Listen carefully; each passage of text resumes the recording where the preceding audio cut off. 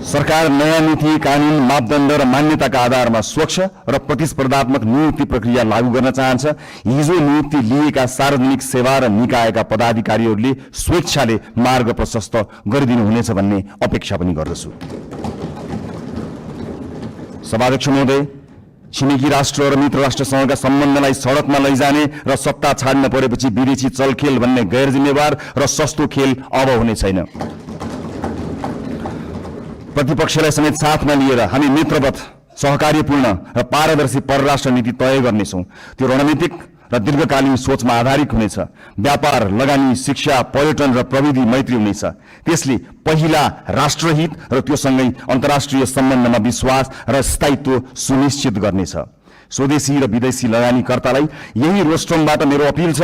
अब नेपाल लगानीका लागि पूर्ण सुरक्षित छ, किनकि राजनीतिक स्थिरता, कानूनी सुरक्षा र पारदर्शी प्रशासनको हामी ग्यारेन्टी गर्छौं। प्राकृतिक स्रोत र युवा जनशक्तिको यो देशमा अभाव छैन।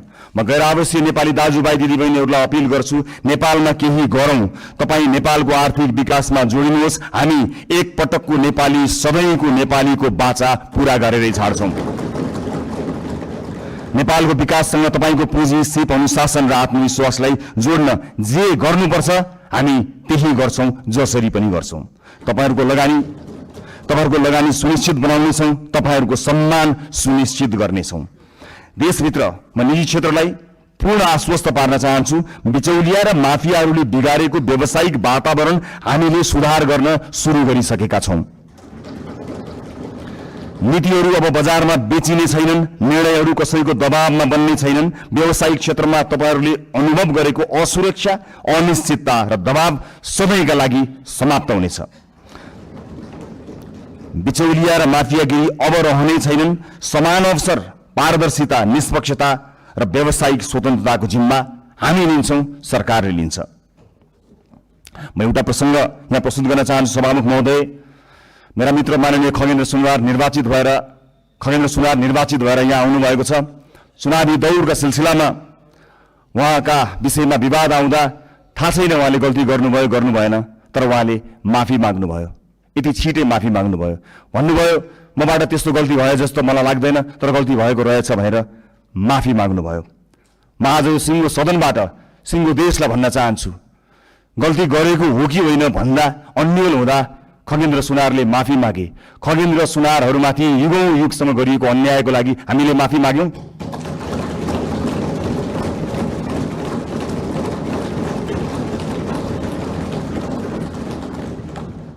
यो देशको दलित समुदायलाई मैले आज सार्वजनिक क्षमा याचनाका साथ केही भन्नु छ। यो सरकार शताब्दीदेखिको विभेदको, अन्यायको, अत्याचारको इतिहाससँग पहिलो पटक सामूहिक र सार्वजनिक माफी माग्दैछ, त्यो पनि यो सदनबाट।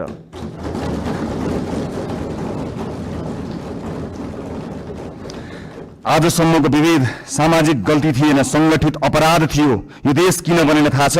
किनकि जसका हातमा सिप थियो तिनलाई हामीले अछुत मान्यौं। अब कुनै पनि नेपाली जातका नाममा झुक्नु पर्ने छैन।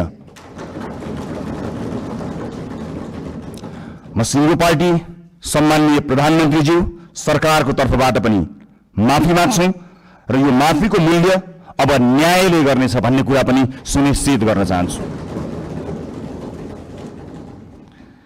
यो रोस्ट्रमबाट मैले आमा र दिदीबहिनीहरूलाई पनि केही भन्नु छ। यो देशमा तपाईहरूले सबैभन्दा धेरै जिम्मेवारी बोकेर पनि सबैभन्दा कम अवसर पाउनुभयो। घर सम्हाल्नुभयो, परिवार बचाउनुभयो, समाज चलाउनुभयो, तर त्यसलाई काम मानिएन। महिलालाई अवसर अब अनुग्रह होइन, अधिकार हुनेछ। हामी सुनिश्चित गर्नेछौं शिक्षा र रोजगारीमा बराबर पहुँच, राज्यका हरेक तहमा अर्थपूर्ण प्रतिनिधित्व, कर्मस्थल र समाजमा सुरक्षा र सम्मान, अनि महिला विरुद्धका हिंसामा शून्य सहनशीलता। कुनै छोरीले अब आफ्नो सपना सानो बनाउनु पर्ने छैन। अबको यात्रा केवल समानताको होइन, सशक्तिकरणको हुनेछ।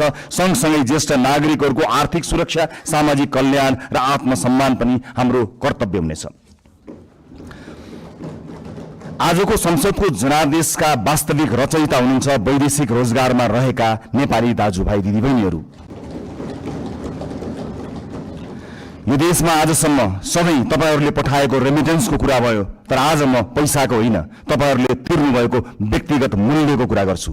परिवारबाट अलगिनु भयो, आमा बुवाको साथ गुमाउनु भयो, कलिला छोराछोरीको बाल्यकाल गुमाउनु भयो, चाडपर्वको रमाइलो, परिवारको माया, आफ्नो गाउँघरको न्यानोपन गुमाउनु भयो। कतिले आमा बाबुको मृत्युमा काँध थाप्न पाउनु भएन, कतिले सन्तानको पहिलो पाइला देख्न पाउनु भएन। आज म यहीँबाट क्षमा याचनाका साथ स्वीकार गर्छु, यो देशले तपाईहरूको त्यागको उचित सम्मान गरेन। अब तपाईहरूको पीडा केवल कथा बन्ने छैन, नीति बन्ने छ, राज्यको प्राथमिकता बन्ने छ।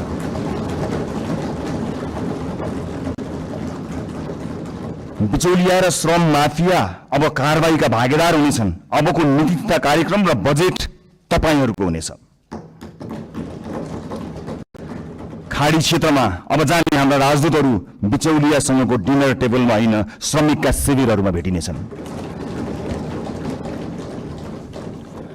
मैले युवा साथीहरूलाई विशेष अपिल गर्नु छ, यो परिवर्तन पनि तपाईहरूको हो, यो सरकार पनि तपाईहरूको हो, यो संसद पनि तपाईहरूको सङ्घर्ष, तपाईहरूको आवाज र तपाईहरूको विश्वासको परिणाम हो यो संसद। तपाईहरूलाई दक्ष र आत्मनिर्भर बनाउन, रोजगारी र उद्यमशीलतासँग जोड्न, नवप्रवर्तन र नेतृत्वका अवसरहरू पैदा गर्न सरकार प्रतिबद्ध छ। माननीय सांसदज्यूहरू, जुनसुकै पार्टीबाट चुनिएर आए पनि हामी जनतालाई प्रतिनिधित्व गर्दछौँ। त्यसैले अब हाम्रो लक्ष्य एउटै हुनुपर्छ, देशको समृद्धि, जनताको जीवनमा सुधार र न्यायपूर्ण समाजको निर्माण। मलाई विश्वास छ यो सहकार्य, उत्तरदायित्व र परिवर्तनको प्रतीक हुनेछ। धन्यवाद।